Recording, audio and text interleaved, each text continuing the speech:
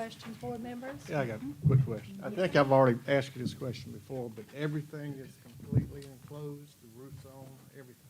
The roof is on. Walls. We did run into some issues with few pieces of broken glass. Those arrived on Friday and are being installed this week. So after this week, we will have Everything.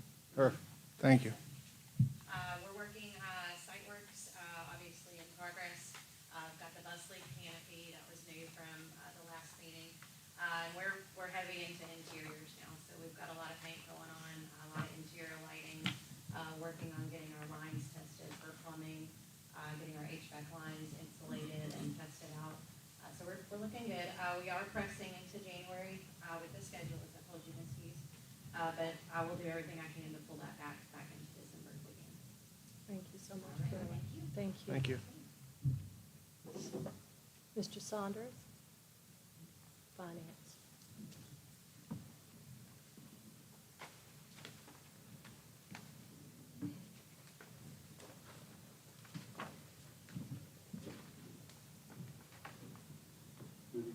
Good evening.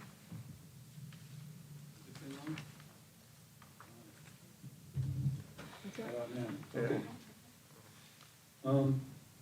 Have your standard board report with the summary and the revenue budget summary and the expenditure detail. I reviewed it. Everything looks in line with last year as far as percentages. And, so I'd be glad to answer any questions you may have regarding the board report and the budget report. Any questions, board members? I'd just like to add, as I mentioned last month, the auditors were starting the audit.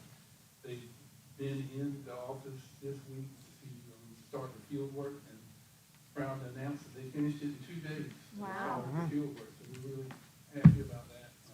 Everything's going very well. There's no problems that they've indicated so far. They will continue the process. They go back to their office and they will continue the financial statement preparation process and then continue to ask questions. The financial statements are due to the State Department December the 1st, but we expect to have them completed before that time. So, Mr. Beckwith will be probably talking to you about when y'all would like to probably either the December board meeting or, we'll probably have the financial statements, but everything is looking really, good from the audit perspective. And it looks like we will be adding some to fund balance as well in the general fund. Great. Thank you. Any more questions, comments? Thank you, Mr. Saunders, and thank your staff, too. I know y'all work really hard. Thank you. Thank you. Human Resources, Dr. Adams.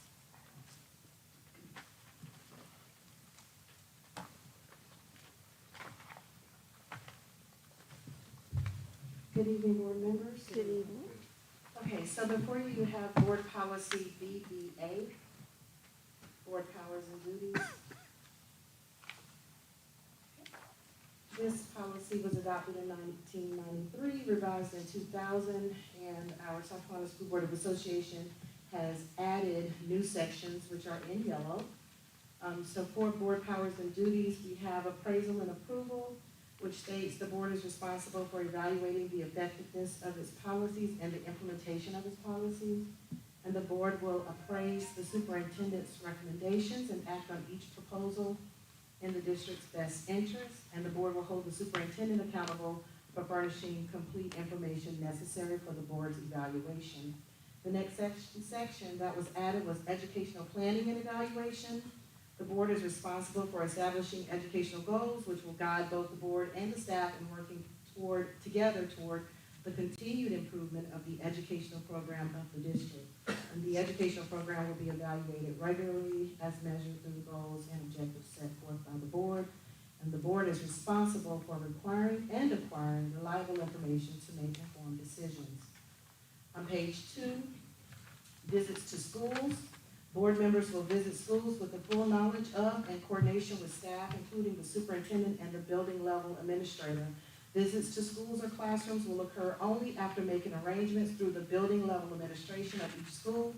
Board members must check in at the school's front office and follow all visitation procedures. Such